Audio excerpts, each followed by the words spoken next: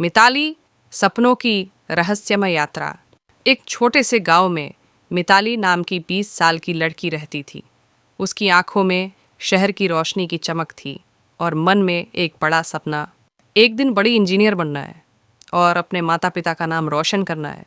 लेकिन उस सपने तक पहुंचने का रास्ता कांटों से भरा था। उसके पिता किसान थे और घर की हालत इतनी कठिन कि कई बार किताबें खरीदने तक के पैसे नहीं होते थे। मिताली दिन में अपने पिता के साथ खेतों में काम करती और रात में टिमटिमाते दिए की रोशनी में पढ़ाई करती। गांव के लोग हंसकर कहते, किसान की बेटी, वो क्या इंजीनियर बनेगी।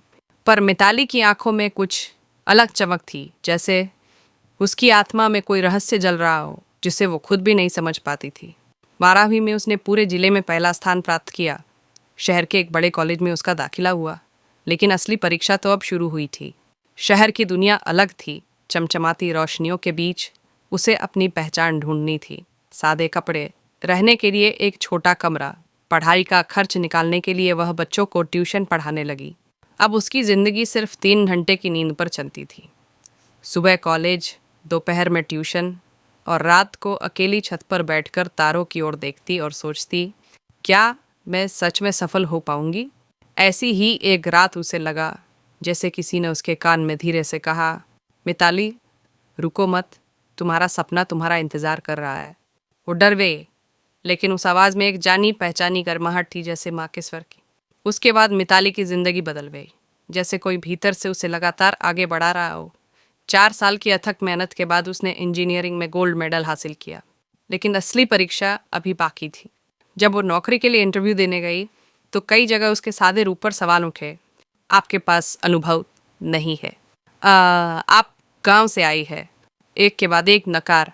एक शाम वह अकेली बैठी सोच रही थी, शायद ये सब मेरे लिए नहीं है। तभी फिर वही आवाज़ आई, अगर अब रुक गई तो तू खुद दुनिया को बताएगी कि सपने गरीबों के नहीं होते। उस रात के बाद उसने हार नहीं मानी, अपनी हर कमी सुधारी और आत्मविश्वास के साथ आगे बढ़ती रही। कुछ महीनों बाद उसे एक बड़ी कंपनी में इंटरव्यू के लिए बुलाया गया। वहाँ उसके ज्ञान, ईमानदारी और आत्मविश्वास ने सबका दिल जीत लिया। जब उसे नौकरी का ऑफर मिला, उसकी आंखों में आंसू थे। लेकिन ये आंसू सिर्फ खुशी के नहीं थे। जैसे किसी ने उसके कंधे पर हाथ रखकर कहा, मैंने कहा था ना मिताली, तुम्हारा सपना तुम्हारा इंतज़ार कर रहा है। वो मुस्कुराई, लेकिन आसपास कोई नहीं था।